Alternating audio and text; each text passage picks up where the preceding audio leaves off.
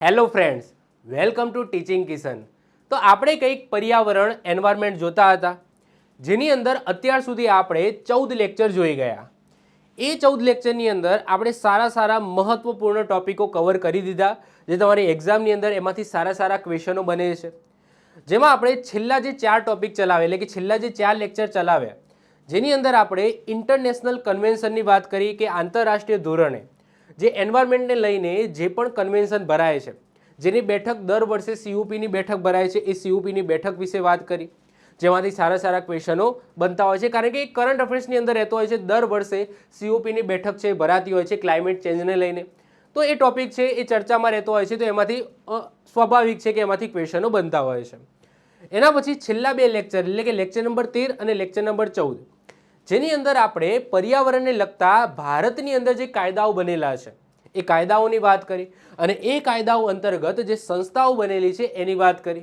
આ સાથે અગાઉ આપણે ઘણા બધા સરસ મજાના ટોપિક, જેમ કે ગ્રીન હાઉસ અસર શું છે, એસિડ વર્ષા શું છે, એના પછી સારા કહેવાય કે તમારી એક્ઝામની અંદર જેના ક્વેશ્ચનો વધારે પૂછાય છે એ બધા ટોપિક આપણે કવર કરી દીધા. હવે પર્યાવરણની અંદર અમુક 2-3 ટોપિક બાકી છે જે આપણે હવે કવર કરવાના છે, જેમાંથી આજે એક ટોપિક આપણે જોવાનો છે જૈવ વિવિધતા, એટલે કે બાયોડાયવર્સિટીને લઈને. આના પછીનો લેક્ચર આવશે જેની અંદર જૈવ વિવિધતાનું સંરક્ષણ, જે મોસ્ટ IMP લેક્ચર તમારો થવાનો છે, જેની અંદર આપણે અભયારણ્ય, રાષ્ટ્રીય ઉદ્યાન, એનો ડિફરન્સ સમજીશું. જે જૈવ આરક્ષિત ક્ષેત્ર છે, જે બાયોસ્ફિયર રિઝર્વ કહેવામાં આવે છે, એ શું છે એ જોઈશું. ટાઈગર રિઝર્વ શું છે, કમ્યુનિટી રિઝર્વ શું છે, કન્ઝર્વેશન રિઝર્વ શું છે, આ બધી વસ્તુ આપણે નેક્સ્ટ લેક્ચરની અંદર જોવાની છે, જેની અંદર આપણે જે ટોપિક આપણો રહેવાનો છે જૈવ વિવિધતા સંરક્ષણ. પરંતુ પહેલા જૈવ વિવિધતા શું છે એ આજના લેક્ચરની અંદર સમજીએ. લેક્ચર નંબર 15ની અંદર કે ભાઈ બાયોડાયવર્સિટીનો મતલબ શું. હવે જો નામ જ શું ખબર પડે છે, નામથી એવું ખબર પડે છે જૈવ, એટલે કે જૈવિક વસ્તુની વાત થાય છે, જેની અંદર જીવ છે એવી વસ્તુની વાત થાય છે. તો જીવ છે એની અંદર કોણ આવશે? એક તો મનુષ્ય આવશે, પ્રાણીઓ આવશે, પક્ષીઓ આવશે, જીવજંતુઓ આવશે, અને વનસ્પતિ પણ જૈવિક છે, એની અંદર પણ જીવ રહેલો છે તો એ પણ આવશે. અને વિવિધતા એટલે કે એની અંદર જે પણ વિવિધતા જોવા મળે છે એ. હવે અહીંયા કયા વિવિધતાની વાત થઈ રહી છે? જો, અમુક વિવિધતા જેનેટિકલી હોય, અમુક એવી વિવિધતા હોય જે સ્થળ ઉપર આધાર રાખતી હોય. એક્ઝામ્પલ તરીકે તમને સમજાવું. જેમ કે ચિત્તાની વાત કરીએ તો ચિત્તો છે, લેપર્ડની વાત કરીએ કે ભાઈ લેપર્ડ છે એ જંગલની અંદર પણ જોવા મળે, અને સ્નો લેપર્ડ છે એવું ને એવું, એને પણ લેપર્ડ કહેવામાં આવે, પરંતુ એને શું કહેવાય? બર્ફીલો ચિત્તો. ઓકે, બર્ફીલો ચિત્તો કહેવામાં આવે, એટલે કે બરફની અંદર રહેતો હોય છે. તો એક જ વસ્તુ, પરંતુ અલગ એન્વાયરમેન્ટની અંદર અલગ એની અંદર તમને વિભિન્નતા જોવા મળશે, વિવિધતા જોવા મળશે. બીજું તમને એક્ઝામ્પલ આપું કે સમજી લો કે ગાયની જ વાત કરો. ચલો, ગાય છે એ અલગ પ્રકારની હોય, જેમ કે ગીર ગાય છે જે વધારે દૂધ આપે, પછી તમારા આજુબાજુ જે રખડતી ગાયો છે એ થોડું કદાચ ઓછું દૂધ આપે.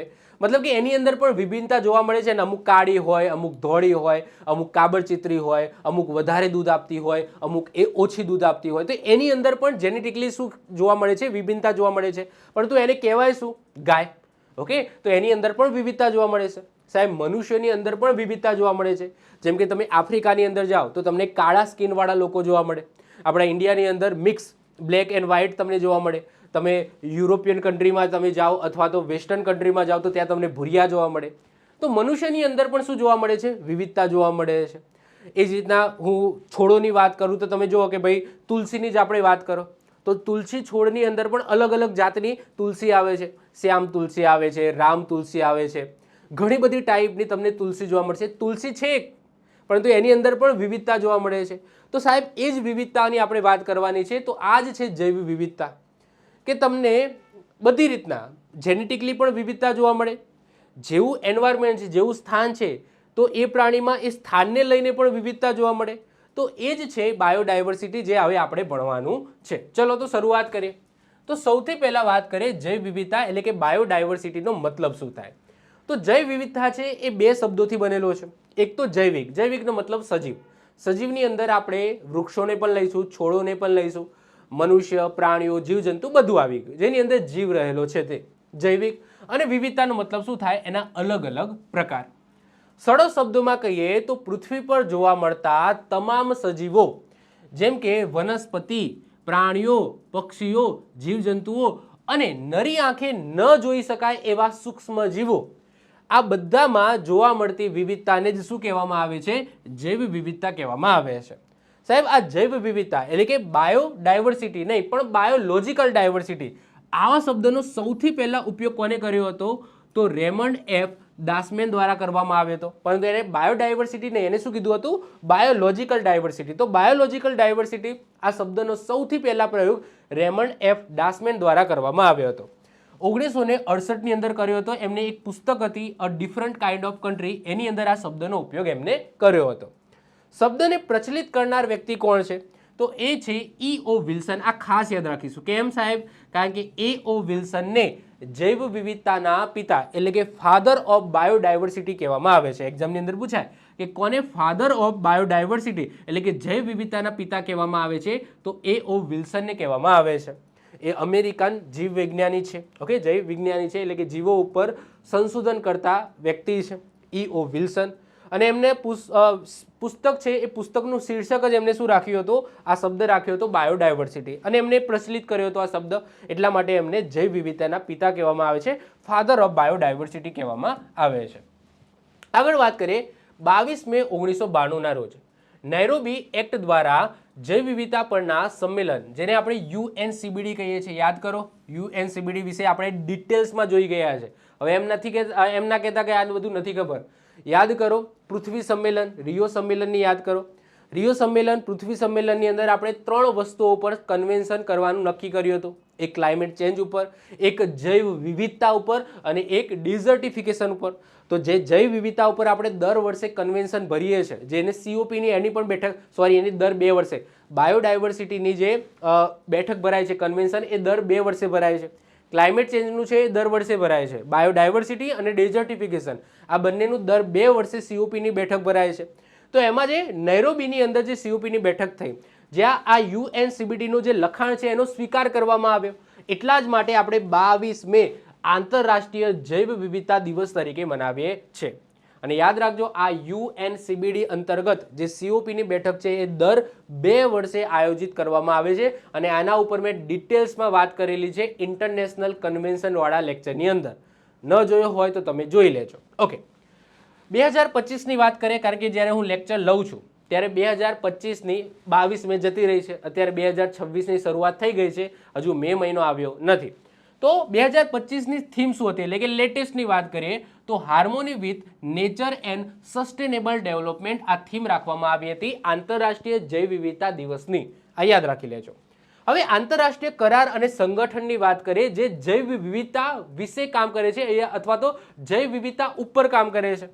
તો સૌથી પહેલા તો આ CBDનું જે કન્વેન્શન છે એ, ઓકે, અને UNCBD પણ કહેવામાં આવે છે એટલે કે United nation convention on biodiversity. શું કહેવામાં આવે છે? United nation convention on biodiversity, જેની COPની બેઠક દર 2 વર્ષે ભરાય છે, જેનું મુખ્ય ઉદ્દેશ શું હોય છે? જૈવ વિવિધતા ઉપર ચર્ચા વિચારણા કરવી, નિયમો કાનૂનો બનાવવા. ઓકે, તો આ તમને ખબર જ છે કે 1992ની અંદર જે અર્થ સમિટ, પૃથ્વી સમિટ અથવા તો રિયો સમિટ કહેવામાં આવે છે, તો એના ઉપર આ જૈવ વિવિધતાના સંરક્ષણનો ઐતિહાસિક કરાર છે એ કરવામાં આવ્યો હતો.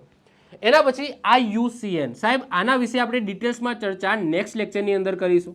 જે જૈવ વિવિધતા સંરક્ષણ વાળો ટોપિક આવશે ને આના પછીનો લેક્ચર, એની અંદર આપણે IUCN એટલે કે international union for convention on nature એના વિશે વાત કરીશું. જે રેડ ડેટા લિસ્ટ જાહેર કરે છે, જેની અંદર જે લુપ્ત થતી પ્રજાતિ છે એમનો આખો ડેટા છે સંગ્રહ કરે છે. અને એમાં પણ ઘણા બધા ટાઈપ્સ છે, એ આપણે વાત કરીશું નેક્સ્ટ લેક્ચરમાં કે ભાઈ કઈ પ્રજાતિને કઈ રીતના ક્યાં મૂકવામાં આવે છે. અલગ અલગ એમને પાર્ટ્સ પાડેલા છે. ઓકે, લુપ્ત થતી, ઓછી લુપ્ત થતી, એક તો ગાયબ જ થઈ ગઈ છે, એટલે કે એ ટાઈપની આખી લિસ્ટ છે જે આપણે નેક્સ્ટ લેક્ચરની અંદર જોઈશું. અત્યારે આપણે ચર્ચા નહીં કરી. તો IUCN છે એ પણ જૈવ વિવિધતા ઉપર જ એક આખું, મતલબ કે આનું કામ પણ, IUCNનું કામ પણ જૈવ વિવિધતા ઉપર છે. આપણે નેક્સ્ટ લેક્ચરની અંદર ડિટેલ્સમાં જોવાનું છે. પછી IPBES એટલે કે intro governmental science polity platform on biodiversity and ecosystem services, જે જૈવ વિવિધતા અને નિવસન તંત્ર, જે નિવસન તંત્ર આપણે નેક્સ્ટ લેક્ચરની અંદર જોવાનું છે, ઇકોલોજી જોવાનું છે, એની સેવાઓ પર વૈજ્ઞાનિક અહેવાલો તૈયાર કરે છે. ટૂંકમાં જૈવ વિવિધતાની વાત થાય ત્યારે આ 3 ઇન્ટરનેશનલ સંસ્થાઓ છે એ કંઈક ના કંઈક જૈવ વિવિધતા વિશે કામ કરતી સંસ્થાઓ છે, જેમાં આ તો તમને ડિટેલ્સમાં ખબર જ છે. આની વાત આપણે નેક્સ્ટ લેક્ચરની અંદર ડિટેલ્સમાં કરવાની છે. ઓકે, આગળ વાત કરીએ, વિશ્વમાં સૌથી વધારે જૈવ વિવિધતા કયા દેશની અંદર છે? એક્ઝામની અંદર એવું પૂછાય કે દેશમાં કયા દેશની અંદર, દુનિયામાં કયા દેશની અંદર સૌથી વધારે જૈવ વિવિધતા જોવા મળે છે, એટલે કે એ દેશની અંદર અલગ અલગ જાતના જીવો જોવા મળે છે. તો આન્સર શું આવશે? બ્રાઝિલ. ઓકે, બ્રાઝિલની અંદર સૌથી વધારે જૈવ વિવિધતા જોવા મળે છે. બ્રાઝિલમાં વિશ્વનું સૌથી મોટું વરસાદી જંગલ તમને ખબર જ છે, એમેઝોન આવેલું છે, અને આ એમેઝોનના જંગલની અંદર અલગ અલગ વિવિધ ભાતના જીવો જોવા મળે છે, એટલે કે એની અંદર જૈવ વિવિધતા વધારે જોવા મળે છે. વિશ્વની લગભગ 20% જૈવ વિવિધતા છે ને એકલા બ્રાઝિલની અંદર જોવા મળે છે. વિશ્વની જૈવ વિવિધતાની દ્રષ્ટિએ ભારતનો ક્રમ કયો આવે છે? 8મો. કારણ કે ભારતની અંદર પણ તમે જુઓ બરફ પણ છે, પછી સારો એવો વરસાદ પણ પડે છે, સારો એવું ગરમી પણ પડે છે, સારી એવી ઠંડી પણ પડે છે, અને બરફ પણ છે. તો ભારત છે એ ભારત પણ જૈવ વિવિધતાનું તમને કેન્દ્ર જોવા મળશે, એટલે કે ભારતની અંદર પણ સારી એવી જૈવ વિવિધતા જોવા મળે છે. અલગ અલગ પ્રાણીઓ તમને જોવા મળે છે, જીવોની અંદર પણ તમને વિવિધતા જોવા મળે છે. તો પક્ષીઓ પણ અલગ અલગ જાતના છે. તો ભારત કયા ક્રમે આવે છે? ભારત 8મા ક્રમે આવે છે જૈવ વિવિધતાને લઈને. અને વિશ્વની કુલ જૈવ વિવિધતાના 7 થી લઈને 8% જીવો ભારતની અંદર તમને જોવા મળશે. ક્લિયર? તો એક્ઝામની અંદર પૂછાય કે જૈવ વિવિધતાની દ્રષ્ટિએ દુનિયામાં સૌથી પહેલો દેશ કયો આવે છે, એટલે કે જેની અંદર સૌથી વધારે જૈવ વિવિધતા જોવા મળે છે, તો બ્રાઝિલ આવશે. અને ભારતનો ક્રમ કયો આવે છે? તો 8મો આવે છે. આ બંને વસ્તુ આપણે ખાસ યાદ રાખીશું. હવે જૈવ વિવિધતા શા માટે મહત્વપૂર્ણ છે? તો એના વિશે 3 વસ્તુ લખેલી છે. એક તો સાહેબ પર્યાવરણનું સંતુલન જળવાઈ રહે. કઈ રીતના? સિમ્પલ છે. પ્રકૃતિમાં દરેક સજીવ એકબીજા ઉપર આધાર રાખે છે. જો કોઈ એક પ્રજાતિ નષ્ટ થાય તો એની અસર સમગ્ર પર્યાવરણ ઉપર પડે છે. જેમ કે એક્ઝામ્પલ તરીકે વાત કરીએ કે સમજી લો જંગલની અંદર સિંહ છે. હવે સિંહને ખાવા માટે શું જોઈએ? માંસ જોઈએ. હવે સમજી લો કે કોઈ હરણ કે કોઈ સસલા કે એવું કોઈ પ્રજાતિ હોય જ નહીં એ જંગલની અંદર, તો એ જીવ ટકવાનો, એટલે કે સિંહ ટકવાનો ના. કારણ કે અહીંયા તમને એક આખી ઇકોસિસ્ટમ જોવા મળશે કે એક પ્રાણી બીજા પ્રાણીને ખાઈને જીવતો રહેતો હોય. જે સાપ છે એ ઉંદરને ખાઈને જીવતો રહેતો હોય, સાપને સમજી લો કોઈ પક્ષી ગીધ કે એવું કોઈ ખાતું હોય, કોઈ હરણ છે હરણને સિંહ વાઘને એ બધું ખાતા હોય, એટલે કે આખી એક ઇકોસિસ્ટમ બનાવેલી છે. જો એક પણ નષ્ટ થાય તો જો એના ઉપર આધાર રાખતો કોઈ બીજો જીવ છે એ પણ નષ્ટ થઈ જશે. તો પર્યાવરણનું સંતુલન જળવાઈ રહે એ તો જરૂરી છે. પછી માનવ જીવનનો આધાર. સાહેબ આપણે જે પણ ખોરાક ખાઈએ છીએ, જે પણ કપડાં પહેરીએ છીએ, દવાઓ, શુદ્ધ હવા, લાકડું અને પીવાલાયક પાણી, આ તમને નહીં ખબર હોય બધું જૈવ વિવિધતા ઉપર જ આધાર રાખે છે. એટલે કે એનો એન્ડ તમને ક્યાં જોવા મળશે? નેચર જ જોવા મળશે. તમે કોઈ પણ ખોરાક પકડી લો, તમે ખાવાની વસ્તુ છે, ઓકે, કોઈ પણ વેજીટેરિયન ખોરાક છે, અથવા તો તમે માંસ ખાતા હોય તો એ પણ તો ઓબ્વિયસલી માંસ ખાતા હશો તો એ તો પ્રાણીઓમાંથી જ આવશે, તો એ તો ડાયરેક્ટ દેખાય છે જૈવ વિવિધતા છે. પરંતુ માની લો કે તમે કોઈ પણ વસ્તુ ખાઓ છો, બર્ગર ખાઓ છો, પીઝા ખાઓ છો, રોટલી ખાઓ છો, દાળ ભાત, જે પણ, એ બધું ઉગે છે ક્યાં? એ ક્યાંક ને ક્યાંક કોઈ જમીનની અંદર છોડવા સ્વરૂપે ઉગતું હશે કે ઝાડ સ્વરૂપે ઉગતું હશે. કોઈ ફળ ખાતા હશો તો ઝાડ સ્વરૂપે, કોઈ શાકભાજી ખાતા હશો તો કદાચ વેલા સ્વરૂપે ઉગતું હશે. તો એનું એન્ડ તો નેચર જ છે ને. તમે કોઈ પણ ખોરાક ખાઓ એનો એન્ડ એ તમને વસ્તુ નેચરમાંથી જ મળે છે. એ રીતના કપડાં પહેરો છો, સુતરાઉ કપડાં પહેરો છો, એ ક્યાંથી આવે છે સાહેબ? ઓકે, સુતરાઉ કપડાં ક્યાંથી આવે છે? એન્ડ તો ક્યાં છે? રેસાઓ છે. અને રેસાઓ ક્યાં ઉગે છે? ઓબ્વિયસલી જમીન ઉપર જ ઉગે છે. શુદ્ધ હવા છે એ પણ ક્યાંક ને ક્યાંક જંગલો ઉપર આધાર રાખે છે. લાકડું છે, પીવાલાયક પાણી એ પણ ભગવાને જ આપેલું છે, નેચર. તો આ જૈવ વિવિધતા, આ આપણે માનવનું જીવન જ છે એ નેચર ઉપર જ ટકેલું છે. આબોહવા નિયંત્રણ. જો જંગલો અને સમુદ્રો પૃથ્વીનું તાપમાન જાળવી રાખવા અને વરસાદ લાવવા માટે મહત્વનો ભાગ ભજવે છે. બધાને ખબર જ છે. જંગલો અને સમુદ્રો શું કરશે? કાર્બન ડાયોક્સાઇડ છે એનું શોષણ કરશે, ઓક્સિજન રિલીઝ કરશે. એ જ ઓક્સિજન આપણને મદદરૂપ થશે. તમને ખબર જ છે કે સમુદ્ર છે એ સમુદ્ર વરસાદ લાવવા માટે જરૂરી છે. તો જંગલો અને સમુદ્રો છે એ વરસાદ લાવવા અને તાપમાન જાળવી રાખે છે, જે આપણે ગ્રીન હાઉસ અસરની અંદર ડિટેલ્સમાં સમજી ગયા. તો એ પણ તમને ખબર હશે. તો તમને દેખાય છે કે જૈવ વિવિધતા કેટલી જરૂરી છે, એને બચાવવું કેટલું જરૂરી છે. આગળ વાત કરીએ જૈવ વિવિધતાના પ્રકારો. હવે જૈવ વિવિધતા આપણે આજુબાજુ જોઈએ છીએ તો એના 3 પ્રકારોની અંદર આપણે ડિવાઈડ કરી શકીએ. પહેલું છે જેનેટિકલી, એટલે કે જનીનીય જૈવ વિવિધતા, જેને આપણે જેનેટિક ડાયવર્સિટી કહીએ છીએ. મેં હમણાં વાત કરી એમ કે ભાઈ કોઈ એવું પ્રાણી એ અહીંયા રહે છે, સમજી લો કે આ વિસ્તારની અંદર, જંગલ વિસ્તારની અંદર રહે છે. હવે એનું જ કોઈ જેનેટિકલી કોઈ બીજા વિસ્તારની, કોઈ ઠંડા વિસ્તારની અંદર રહેતું હશે તો એની અંદર વિવિધતા જોવા મળશે. કારણ કે અમુક પ્રાણીઓ શું છે, પર્યાવરણ અથવા તો સ્થિતિ અથવા તો જે આબોહવા છે એના અનુકૂળ પોતાને ઢાળી દેતા હોય છે. તો એ આખું પછી અલગથી જ શું કહેવાય છે કે જેનેટિક સ્પીસીસ બની જાય છે. એક્ઝામ્પલ તરીકે મેં હમણાં જ વાત કરી, લેપર્ડની વાત કરી કે ભાઈ લેપર્ડ છે એ લેપર્ડ જંગલમાં પણ જોવા મળે, એવા જંગલના લેપર્ડ પણ આવે છે અને બર્ફીલા લેપર્ડ પણ આવે છે, સ્નો લેપર્ડ જેને આપણે કહીએ છીએ. બંને છે તો લેપર્ડ, પરંતુ પોતાની પરિસ્થિતિ અનુકૂળ પોતાને ઢાળી દીધા છે. તો આને શું કહીશું આપણે? જેનેટિકલી મોડિફાઈડ કહીશું, એટલે કે જેનેટિકલી બંને અલગ છે.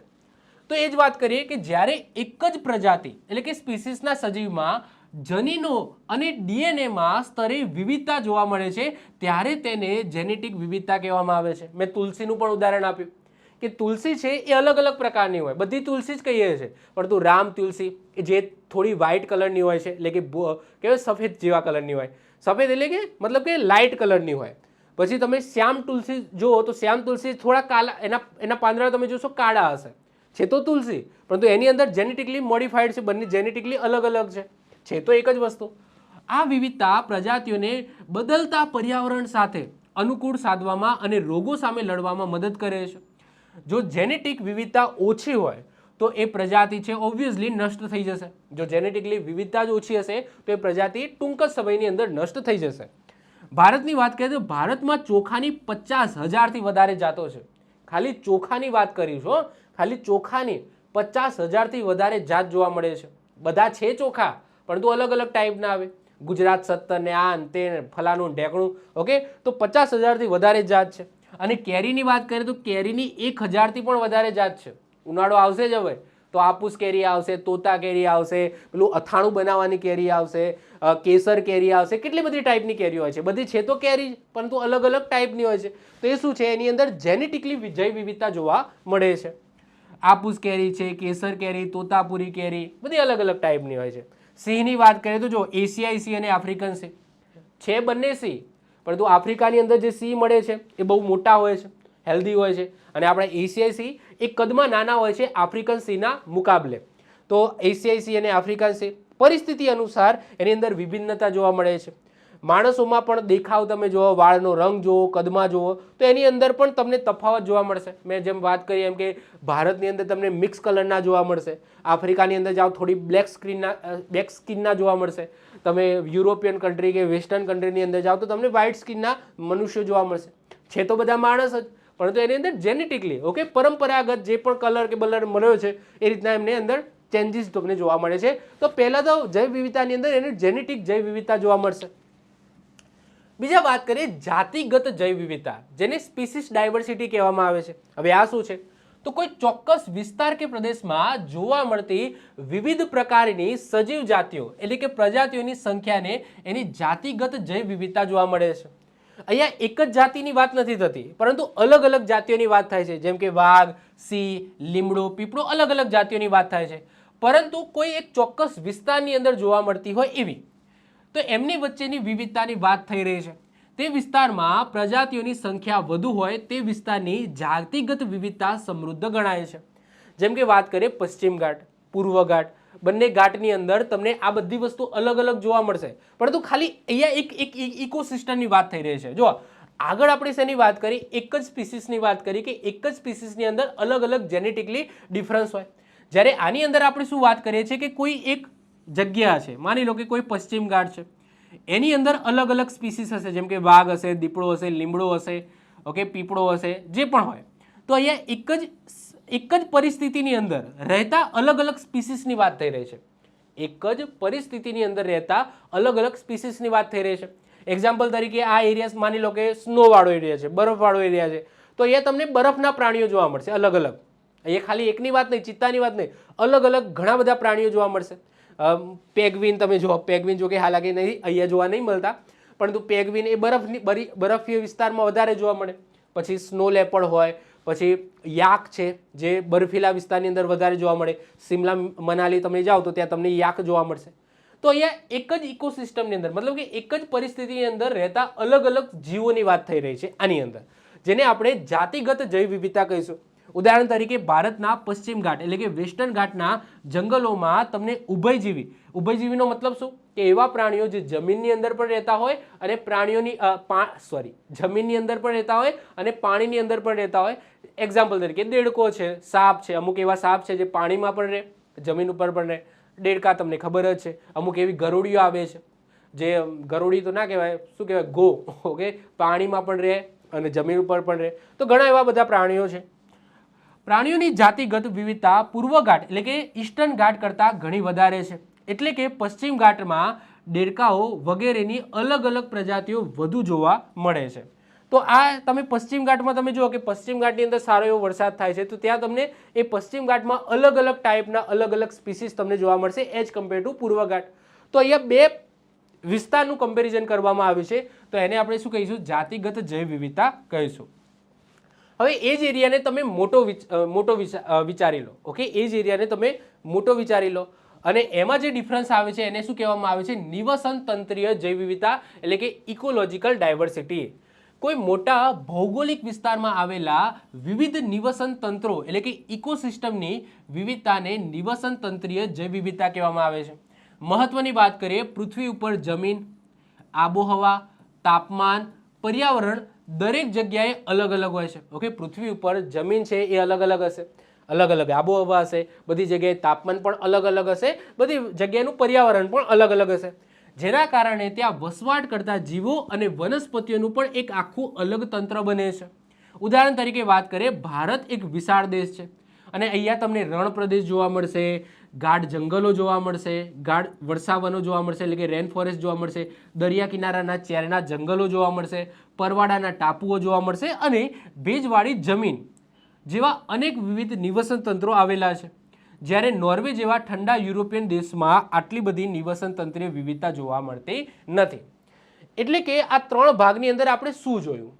તો પહેલા ભાગની અંદર આપણે શેની વાત કરી કે પહેલા ભાગની અંદર કોઈ એક જ પ્રાણીની વાત કરી અને એક જ પ્રાણીની અંદર અલગ અલગ જે જેનેટિકલી વિવિધતા જોવા મળે છે એની વાત કરી. જેમાં આપણે તુલસીનું ઉદાહરણ લીધું, છે તુલસી પરંતુ અલગ અલગ ટાઈપની છે, એટલે કે અહીંયા ખાલી ને ખાલી એક જ સ્પીસીસની વાત કરી.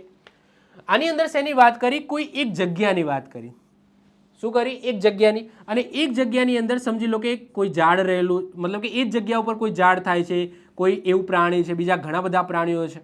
એટલે કે માની લો કે આ પશ્ચિમ ઘાટની વાત કરી કે આ પશ્ચિમ ઘાટ આ એરિયા છે જ્યાં તમને અમુક સ્પેસિફિક કોઈ પ્રાણીઓ જોવા મળશે, કોઈ સ્પેસિફિક ત્યાં વનસ્પતિઓ જોવા મળશે, તો એની વાત કરી જેને જાતિગત જૈવ વિવિધતા કહેવામાં આવે છે. અને જ્યારે આવા એરિયાનું કમ્પેરિઝન કરો બે એરિયા સાથે, કોઈ ભારત અને બ્રાઝિલમાં, તો ભારતની અંદર રહેતા પ્રાણીઓ અને બ્રાઝિલની અંદર રહેતા પ્રાણીઓ અલગ અલગ હશે, કારણ કે એમનું આબોહવા અલગ અલગ હોય છે, રણ પ્રદેશ અલગ અલગ હોય છે.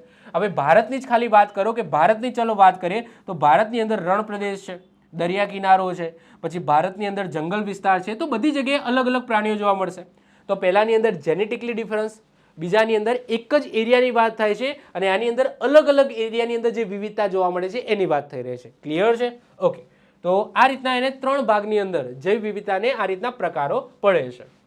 હવે નેક્સ્ટ આપણો જે ટોપિકની વાત કરીએ એ છે જૈવ વિવિધતા હોટસ્પોટ. હોટસ્પોટનો મતલબ શું થાય કે એવી જગ્યા જે જૈવ વિવિધતાથી ભરપૂર હોય, તો એને શું કહીશું? જૈવ વિવિધતા આપણે હોટસ્પોટ કહીશું. અને ભારત પણ આની અંદર આવે છે. ઓકે, તો સૌથી પહેલા જૈવ વિવિધતા હોટસ્પોટની વાત કરીએ તો પૃથ્વી પરનો એવો પ્રાકૃતિક વિસ્તાર જ્યાં વનસ્પતિ અને પ્રાણીઓની અત્યંત સમૃદ્ધ અને અનોખી વિવિધતા જોવા મળે છે. અને આવો સૌથી પહેલા ખ્યાલ એટલે કે આ જૈવ વિવિધતા હોટસ્પોટનો સૌથી પહેલો ખ્યાલ કોને આપ્યો? નોર્મન માયર્સ નામના વ્યક્તિએ આપ્યો. 1988માં બ્રિટિશ પર્યાવરણવિદ છે. હવે કઈ જગ્યાને આપણે હોટસ્પોટ જાહેર કરીશું? એવી કઈ જગ્યા છે જેને આપણે હોટસ્પોટ જાહેર કરીશું? તો એની બે શરતો છે. પહેલી, સ્થાનિક પ્રજાતિની હાજરી. જો તે વિસ્તારમાં ઓછામાં ઓછી 1500 સ્થાનિક વનસ્પતિઓ હોવી જોઈએ. સ્થાનિક એટલે એવી પ્રજાતિઓ જે આખી દુનિયામાં માત્ર એ જ વિસ્તારમાં જોવા મળે. કોઈ એવો વિસ્તાર તમે પકડો જ્યાં ઓછામાં ઓછી 1500 સ્થાનિક વનસ્પતિ હોવી જોઈએ. સ્થાનિક, ઓકે, ત્યાં ઉગેલી હોય એવી વનસ્પતિ, અને એવી વનસ્પતિ દુનિયામાં બીજે ક્યાંય હોવી જોઈએ નહીં. તો પહેલો આ ક્રાઇટેરિયા છે. આ ક્રાઇટેરિયા જો ફૂલફિલ થાય તો એને આપણે જૈવ વિવિધતા હોટસ્પોટ જાહેર કરી શકાય. જો આવું ન હોય તો એક બીજો ક્રાઇટેરિયા પણ છે, બંનેમાંથી ગમે તે એક હોય તો પણ જાહેર થઈ શકે. નિવસન તંત્રનો વિનાશ. જે વિસ્તારનું મૂળ પ્રાકૃતિક વાતાવરણ અથવા તો જંગલ વિસ્તાર 70% કે એનાથી વધારે નષ્ટ થઈ ચૂક્યો હોય, અને બીજી રીતના પણ કહીએ કે હવે 30% કે તેનાથી ઓછી એ મૂળ વિસ્તાર બચ્યો હોય, તો એવી જગ્યાને પણ આપણે જૈવ વિવિધતા હોટસ્પોટ જાહેર કરીશું એને બચાવવા માટે. ક્લિયર? તો આ રીતના તમે કોઈ આ બેમાંથી ગમે તે એક ક્રાઇટેરિયા ફૂલફિલ થાય છે તો એને આપણે જૈવ વિવિધતા હોટસ્પોટ છે જાહેર કરીશું. ફરીથી રિપીટ કરું છું. પહેલું ક્રાઇટેરિયા એવો છે કે કોઈ એવો વિસ્તાર જ્યાં ઓછામાં ઓછી 1500 થી વધારે 1500 ઓછામાં ઓછી 1500 એનાથી વધારે ચાલે 1500 કે એનાથી વધારે સ્થાનિક વનસ્પતિ હોવી જોઈએ, અને એવી વનસ્પતિ બીજે ક્યાંય મળે નહીં એવી હોવી જોઈએ. બીજું શું કે કોઈ એવો પ્રાકૃતિક વાતાવરણ જંગલ વિસ્તાર હોય જ્યાં સારા એવા સમૃદ્ધ જૈવ વિવિધતા જોવા મળે અને એ એરિયા 70% થી પણ વધારે નષ્ટ થઈ ચૂક્યો છે. બીજી રીતના કહીએ તો 30% કે એનાથી ઓછો છે, મતલબ કે હવે બાકી રહેલો 30% કે એનાથી ઓછો છે, બંને વસ્તુ એક જ છે. 70% કે એનાથી વધારે નષ્ટ થઈ શક્યો, અથવા તો એવું કહી શકાય કે 30% અથવા તો એનાથી ઓછો હવે બાકી રહેલો છે એ વિસ્તાર, એટલે કે નષ્ટ થવામાં. તો આવી જે જગ્યા છે એને આપણે જૈવ વિવિધતા હોટસ્પોટ છે એ જાહેર કરવામાં આવે છે. હવે ભારતની વાત કરો, ચલો, તો ભારતની અંદર અત્યારે એવા 4 હોટસ્પોટ જાહેર કરવામાં આવેલા છે. આ તમારે ખાસ યાદ રાખવાના છે. તો હાલમાં સમગ્ર વિશ્વની વાત કરીએ તો આખા વિશ્વમાં, આખી દુનિયામાં કેટલા જૈવ વિવિધતા હોટસ્પોટ છે? 36. કેટલા? 36 જૈવ વિવિધતા હોટસ્પોટ છે.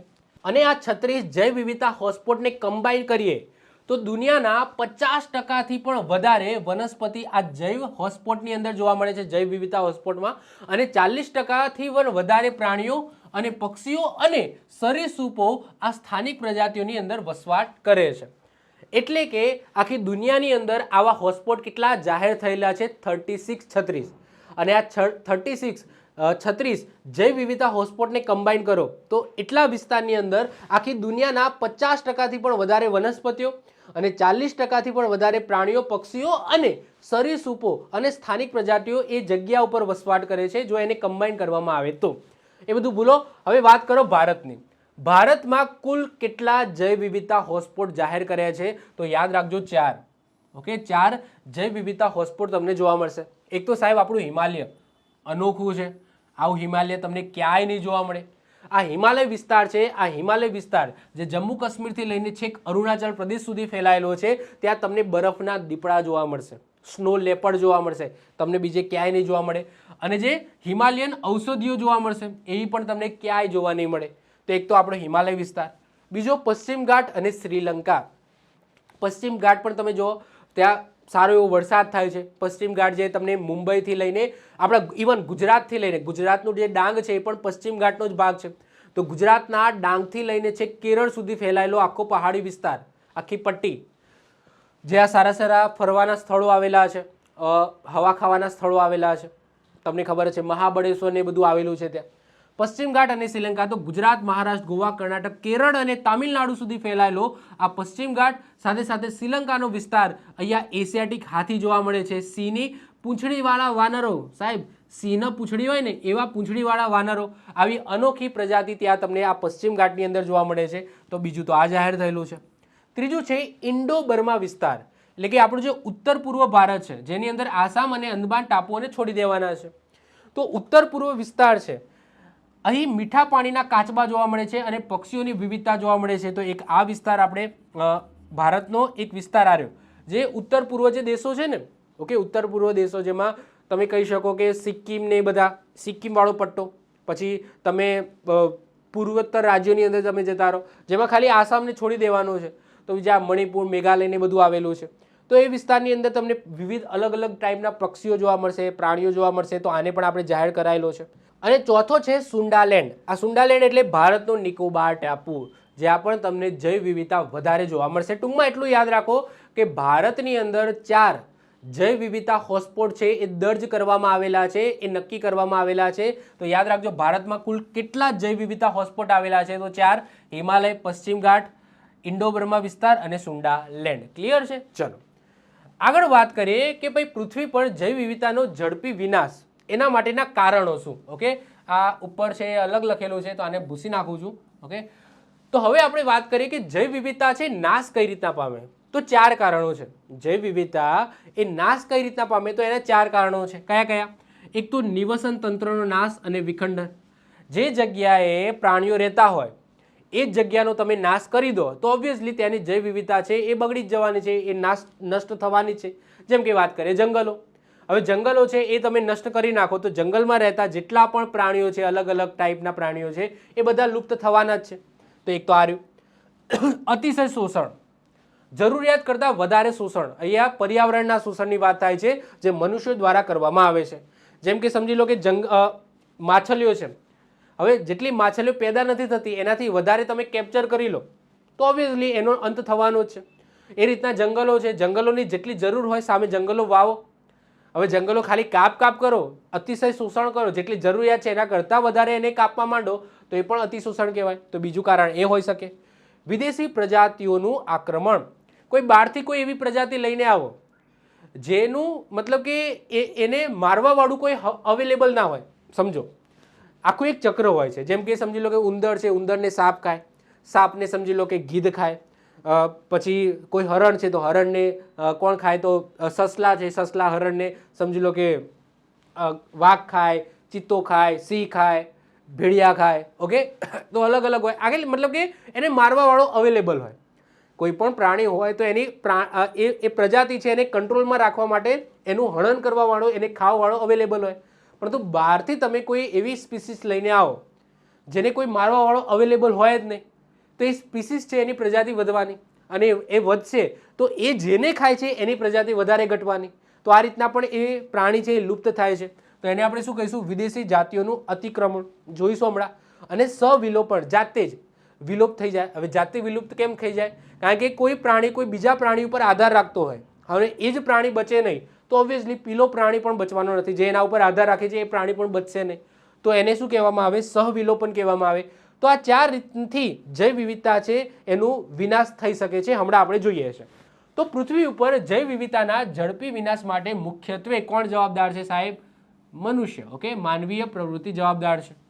દર વર્ષે ઉષ્ણકટિબંધીય જંગલોમાંથી 14,000 થી 40,000 જાતિઓ વિલુપ્ત થઈ રહી છે. વિચાર કરો. પર્યાવરણ વિજ્ઞાનના જૈવ વિવિધતાના નાશ માટે 4 મુખ્ય કારણો જવાબદાર છે, જે હમણાં આપણે વાત કરીએ. અને આ જે 4 કારણો છે એને શું કહેવામાં આવે છે? કયા નામથી બોલાવવામાં આવે છે? The evil quartet. શું કહેવામાં આવે છે? ધ ઇવિલ ક્વાર્ટેટ કહેવામાં આવે છે. ધ ઇવિલ ક્વાર્ટેટ કહેવામાં આવે છે. આ યાદ રાખજો, આ જે 4 કારણો છે એને. હવે આપણે આ 4 કારણો જોઈએ. મેં સમજાવી દીધું ઉપર છેલ્લું. હવે જોઈએ. નિવસન તંત્રનો નાશ અને વિખંડન એટલે કે હેબિટન્ટ લોસ એન્ડ ફ્રેગમેન્ટેશન. તો જ્યારે સજીવોનું કુદરતી ઘર છીનવાઈ જાય ત્યારે તેઓ આપોઆપ નાશ થાય છે, એમનો આપોઆપ એ નષ્ટ થઈ જાય છે. નિવસન તંત્રનો નાશ કોણ કરશે સાહેબ? પબ્લિક વધશે તો ઔદ્યોગિકરણ થશે, રોજગારી માટે શહેરીકરણ થશે, ખેતી માટે જંગલો આડેધડ કાપણી કરવામાં આવશે એટલે કે કાપવામાં આવશે. તો આ બધા રીતના ઓબ્વિયસલી જંગલો નહીં રહે તો એ જંગલોની અંદર જે જૈવ વિવિધતા છે એ પણ નષ્ટ થઈ જશે. ઉદાહરણ તરીકે પૃથ્વીના ફેફસા ગણાતા એમેઝોનના વર્ષાવનોને સોયાબીનની ખેતી અને પશુપાલન માટે કાપીને સાફ કરવામાં આવી રહ્યા છે, જેનાથી લાખો પ્રજાતિઓ બેઘર બની જાય છે. વિખંડન એટલે શું? કે જ્યારે રસ્તાઓ, રેલવે ટ્રેક, નહેરો બનાવવા માટે કોઈ વિશાળ જંગલને નાના નાના ટુકડામાં વહેંચી દેવામાં આવે છે ત્યારે તેને વિખંડન કહે છે. આનાથી શું અસર થશે? તો આની સૌથી ખરાબ અસર તમને પ્રાણીઓ પર જોવા મળે છે. જેમ કે હરવા ફરવા માટે એમને વિશાળ વિસ્તાર જોઈએ. જેમ કે હાથી છે, એને આખો વિશાળ વિસ્તાર જોઈએ હરવા ફરવા માટે. ગાય છે, જંગલી પ્રાણીઓ છે, એમને મોટો વિસ્તાર જોઈએ. જેમ કે હાથી, વાઘ, સિંહ અથવા જે પક્ષીઓ લાંબુ સ્થળાંતરણ કરે છે તો એમને ઓબ્વિયસલી તમે હવે આખું જંગલ છે, હવે આખા જંગલની અંદર તમને સમજી લો ત્યાં વચ્ચે રેલવે ટ્રેક બનાવ્યો, આ રીતના વચ્ચે રેલવે ટ્રેક બનાવ્યો અથવા તો કોઈ રસ્તો કર્યો તો આ જંગલ છે નાના નાના ટુકડાની અંદર વિભાજિત થઈ જશે. હવે સમજી લો કે એ હાથી છે એને તો ફરવા જોઈએ, આખા જંગલમાં ફરવા જોઈએ. તો ક્યાંક ને ક્યાંક આ વસ્તુના લીધે પણ એમનું નિવસન તંત્ર છે એ અહીંયાથી જોખમાય છે. તો એક તો પહેલાં આ કારણ થઈ ગયું, આપણને ખબર પડે એવી જ વસ્તુ છે. ઓકે, કંઈ હાવ રોકેટ સાયન્સ નથી. બીજું છે અતિશય શોષણ.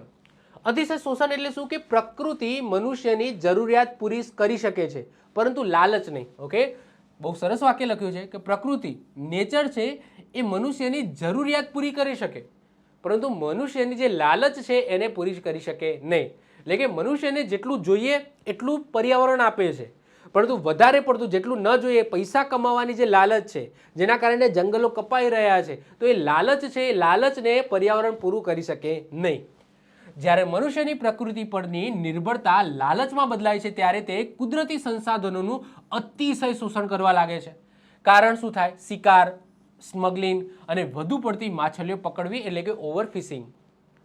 શિકાર કરવા માંડે. કેમ? ચામડા માટે. વાઘના ચામડા માટે શિકાર કરે, પછી દાણચોળી સ્મગલિંગ કરે, એટલે પ્રાણીઓની સ્મગલિંગ કરે, અને વધુ પડતી માછલીઓ જેટલી જરૂર એટલી ઇનફ છે, પરંતુ વધારે પડતી ઓવરફિશિંગ કરે. પ્રાણીઓના ચામડા, દાંત, શિંગડા કે માંસ માટે તેમનો બેફામ શિકાર કરવામાં આવે છે. ઉદાહરણ તરીકે પાછલા 500 વર્ષમાં મનુષ્યના અતિશોષણના કારણે સ્ટેલર સી કાઉ, આ એક સ્પીસીસ છે, સ્ટેલર સી કાઉ, અને પેસેન્જર પીજન, પીજન એટલે કે કબૂતર, પેસેન્જર પીજન એટલે કે કબૂતરની એક પ્રજાતિ છે પેસેન્જર પીજન. તો એક પ્રકારનું કબૂતર છે, જેવી પ્રજાતિઓ પૃથ્વી પરથી હંમેશા માટે લુપ્ત થઈ ગઈ છે. આજે સમુદ્રમાં ઘણી માછલીઓની પ્રજાતિઓ પણ વધુ પડતા ફિશિંગના કારણે ખતરામાં છે. તો બીજું કારણ તો આ હોઈ શકે, મનુષ્યની લાલચ. ત્રીજું કારણ છે વિદેશી પ્રજાતિનું અતિક્રમણ. અહીંયા વિદેશી પ્રજાતિ એટલે અહીંયા એવું નથી કે ભાઈ બીજી કન્ટ્રી પર અટેક કરે, અહીંયા પ્રાણીઓની વાત થઈ રહી છે. તો જ્યારે કોઈ નવી વિદેશી પ્રજાતિ કોઈ નવા પર્યાવરણની અંદર લાવવામાં આવે ત્યારે ત્યાંની સ્થાનિક પ્રજાતિ માટે આ મોટો ખતરો બની જાય છે. એટલે કે સમજી લો કોઈ વિદેશી પ્રજાતિ છે, એ કોઈ નવા પર્યાવરણની અંદર લાવવામાં આવી. હવે એનો ભક્ષક કોઈ નથી. એનું ભક્ષક એટલે શું? કે જે પ્રાણી આવ્યું એને મારવાવાળું કોઈ નથી, તો એ પ્રાણીની સંખ્યા વધશે. પરંતુ એ પ્રાણી જેને મારે છે તો એ તો લુપ્ત થઈ જશે ને. એને મારવાવાળું કોઈ નથી, પરંતુ એ બીજા પ્રાણીને ખાઈને પોતે જીવન ટકાવી રાખે છે, તો એ જેને ખાય છે, કારણ કે આની સંખ્યા તો વધતી જશે, તો જેને ખાય છે એ તો લુપ્ત થઈ જશે. તો એવી વસ્તુ છે કે વિદેશી પ્રજાતિઓ નવા વિસ્તારમાં કોઈ કુદરતી શિકારી એનો હોતો નથી, તેથી અત્યંત ઝડપથી એને ફેલાય છે અને સ્થાનિક પ્રજાતિઓનો ખોરાક અને જગ્યા એ છીનવી લે છે. જેમ કે વાત કરીએ, એક ઉદાહરણની વાત કરીએ, જળકુંભી. બીજું ઉદાહરણ છે ગાજર ઘાસ. પહેલાં જળકુંભીની વાત કરીએ. જળકુંભી, જેને ટેરર ઓફ બંગાળ પણ કહેવામાં આવે છે, તેના સુંદર ફૂલો માટે ભારતમાં લાવવામાં આવી હતી, પરંતુ તેણે ભારતના જળાશયોની અંદર ફેલાઈને સ્થાનિક જળચર જીવોનો ઓક્સિજન છીનવી લીધો. સાહેબ, જળકુંભી લાવી દીધી, ઓકે, અને જળકુંભીએ શું કર્યું? ઓક્સિજન છીનવી લીધો. ઓકે, જે પ્રાણીઓ છે એ પ્રાણીઓ જે જળાશયની અંદર ફેલાઈ ગઈ, અને જળાશયની અંદર યાદ કરો સમુદ્ર એસિડિફિકેશન, યુટ્રોફિકેશન વાળું ટોપિક યાદ કરો. યુટ્રોફિકેશનની અંદર એ જ થાય છે કે આ જળકુંભી છે ફેલાઈ જાય છે. હવે સૂર્યપ્રકાશ જતો નથી, હવે ઓક્સિજન છે એ પાણીમાં ઓળગળતો નથી, જેનાથી જે જળચર પ્રાણીઓ છે, જે પાણીની અંદર રહેતા પ્રાણીઓ છે એ લુપ્ત થઈ જાય છે, કારણ કે એમને ઓક્સિજન નહીં મળે. બીજું ઉદાહરણ જોઈએ કે ગાજર ઘાસ અને લાંટના. તો ગાજર ઘાસ અને લાંટનાની વાત કરીએ તો એક વિદેશી નીંદણ છે, જેને ભારતની સ્થાનિક વનસ્પતિઓને બહુ મોટું નુકસાન પહોંચાડેલું છે. પછી આફ્રિકાના વિક્ટોરિયા સરોવરમાં નાઇલ પર્ચ નામની એક શિકારી માછલી નાખવામાં આવી હતી, અને ત્યાંની આ જેટલી પણ માછલીઓ હતી, જેને સ્ક્વિડ માછલીઓ કહેવામાં આવે છે, એની 200થી પણ વધારે પ્રજાતિ છે એ લુપ્ત કરી નાખી. આ નાઇલ પર્ચે આ ત્યાંની જે સ્થાનિક સ્ક્વિડ માછલીઓ છે, જેની 200થી પણ વધારે પ્રજાતિઓ એને ખાઈને છાપ કરી નાખી. તો જ્યારે કોઈ વિદેશથી કોઈ નવા પર્યાવરણની અંદર કોઈ સ્પીસીસ લાવવામાં આવે છે, તો બહુ સમજી વિચારીને લાવવું પડે, કારણ કે એનું ભક્ષણ કરવાવાળું કોઈ ના હોય, પરંતુ એ બીજાનું ભક્ષણ કરે તો એ કન્ટિન્યુઅસ રહેવાનું છે. સમજો છો? તો એ પોતાની સંખ્યા વધારશે, ઓકે, પરંતુ એને એ મળશે નહીં તો શું થશે? તો ઓબ્વિયસલી કે જે એના નીચેનું જે સ્પીસીસ છે એ નષ્ટ થઈ જશે. તો ત્રીજું કારણ આવું હોઈ શકે છે. ચોથું છે સહવિલોપન.